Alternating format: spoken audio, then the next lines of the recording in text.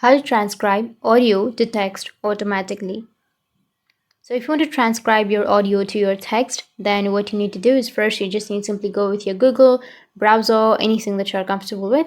And here you need to simply search for MP3 to text converter. Once you search here, you will have a lot of websites that will provide you to convert your audio to a text. So you just need to simply choose any option that you're comfortable with. So I'll just simply go with an option. And now you need to tap on choose files and go with your media picker. Go with audio and then select your audio files. Tap on the audio file, and after that you need to select the language and then where would you like to send the file to. So you just need to simply enter the mail address, and after that go with confirm, and it will convert your audio to a text. So that's how you can convert your audio to your text.